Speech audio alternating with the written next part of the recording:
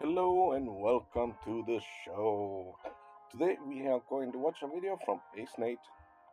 A little different from what we usually cover, but definitely interesting to say the least. Great question. She said, why? Why are you going straight after being a lesbian for like a decade? I'll tell you why. Lesbian relationships, they don't follow the same rules as straight relationships. So today we have a video where a lesbian turned back to straight and she's going to explain why, and it's going to be interesting. Wonder why. And I'll give an example. If you're dating a man, and let's say this man used to get head from this woman, but he doesn't get head from her anymore. But he wants to be best friends with her, and he wants to keep her in your life, even though he says he wants to build a life with you. Obviously, it's common sense that he would not be hanging out with her. Common sense. Yeah, but see, men don't really try to do that, right? In this situation she's describing, like if she was actually dating a man, it would be her trying to get away with that, not men. I don't think men are not just trying not to do that, we don't do that at all. Full stop. Full stop on this topic, because how can you be friends with your ex? It doesn't compute. Okay, you can say sometimes hi through WhatsApp or Facebook, like hope you're doing well, wishing happy birthday when you ended in a good terms. But being friends and spending time together like daily or weekly, that's kind of weird for us men, right? Keep going. If you're dating a man and he wants to be best friends with his ex-girlfriend, you're obviously common sense, that's not going to fly. Yeah, again, that would be what women do. It just doesn't fly. But for some reason, in lesbian relationships, it's just how it is, you know? And there you go. Whole lesbian friend groups like dated each other, and they're all best friends and sleep in the same bed, but they're not hooking up, so it's fine, and like you should be cool with it. The double standard, I don't. So she is realizing the double standards that the ladies get in life, and maybe this actually is going to end up realizing some other things so that she can be a good wife one day. Well, there's hope, right? I don't jive with that. Like, let's say in a lesbian relationship, you're dating a girl, same situation. She used to get head from this other person, this girl, back in the day, but they haven't hooked up in a really long time. And so she wants to go fly out to see her because they're best friends. And maybe they took a shower together the last time they were together, but there was no touching, so it's cool. It's like, Wow. if it was a man who I was dating that showered butt naked with a woman,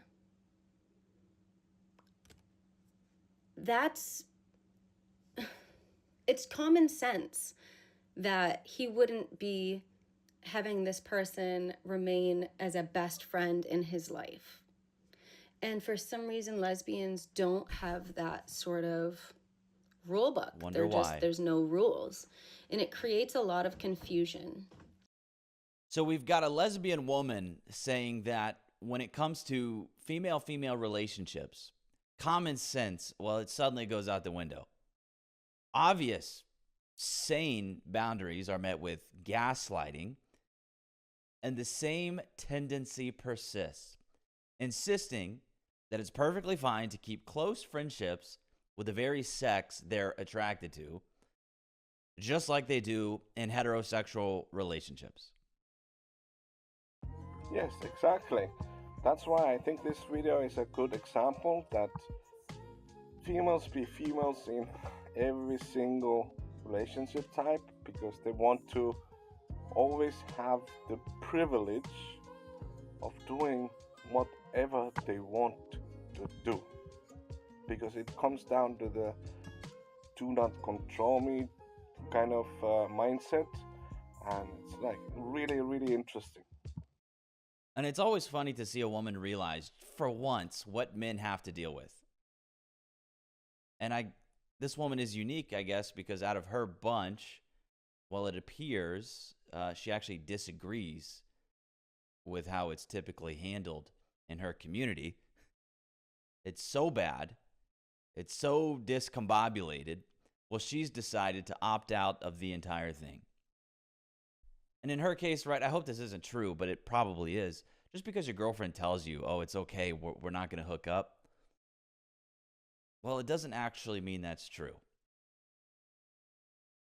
If I had to guess, it's very likely that, if this was her experience being gay and the women were saying this stuff to her, well, she probably did get cheated on. And I would just like to repeat what she said. She said, there are no rules. There's no common sense. And women will say, well, you should be cool with it. So clearly she's faced a ton of gaslighting in her lesbian career. She's learned that even after explaining why she's uncomfortable, her girlfriend hits her with, oh, it's okay, but don't worry about it. You should be cool with it. There's not going to be any box licking going on. We're just going to take a couple steamy showers together. Don't worry. No. She's just a friend now. Yeah, once again, I have to agree with Nate because I was thinking like a couple of minutes ago already, like, for example, how do you choose that today you're gay and tomorrow you're straight? It just shows the options of women they have. And I always think that all ladies, at least minimum, they're bisexual. Because all the way the girlfriends act to each other, holding hands while walking, hugging and kissing all the time, it's kind of freaking me out sometimes. Because we men, we don't do that. Like, shoulder hit with a fist is like the closest thing we do, right? Even though I see sometimes some bros hugging, but it's like in extreme situations, like a relative dies or some extreme happiness, we express it. But yeah, how you choose, how you do jump from one column to the other like this, I can't figure that out. I don't understand that. I really don't understand it. So what I'm taking from this so far is that the thing keeping relationships sane and stable is men. They're the ones setting the moral structure. And women often protest it like little girls, throwing a fit for not getting their way. But little do they realize that structure is the only thing keeping the whole thing from falling apart. And in the lesbian community, well, it seems like it's just vibes and feelings running the whole show. And the moment anyone pushes back, well, the rationalizing and the gaslighting, it kicks in full force. And then it all comes down to who's best, at bending reality to get their way.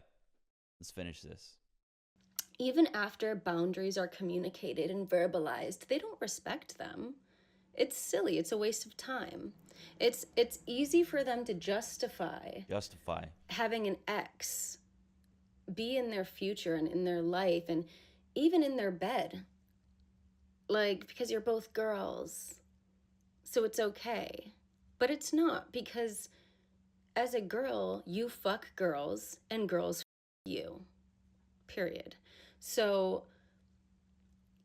it's the same as if, like, would it be appropriate for you to sleep in the same bed as a man if you're in a relationship with someone. No, it's not. It's just not. And the double standards, they're always going to exist in the lesbian community, and that's okay. I'm going to let them exist. I'm just removing myself so I don't have to deal with all the confusion. You know what I mean? Um, That is a really good idea how to handle the situation, because this is what women do. We remove ourselves from the situation. This is what we do. So she learned a really valuable lesson. Obviously, like Ned said, this lady was cheated on, and like she said in the beginning, this is her experience, and it really, really sucks that she had to go through this. And you can see from her face that she's really, really hurt, and I kind of feel a little bit sorry for her, but in the same time, haha, we told you so. This is what we go through every single day. that's kind of where I'm at. Interesting. You know what another good example is too, since we're on the topic. Let's say you're dating a woman, right? And you're in a room full of girls and you need to get changed into your bathing suit. So the person you're dating just whips their top off, titties are out, gets butt ass naked, and it's like, oh, but because you're all girls, it's cool, right? But you girls and girls fuck you. So what would be the difference of that crowded room and having a man sitting in that crowded room? You still gonna whip your top off? Probably not. Why? Because you know that he women and women fuck him.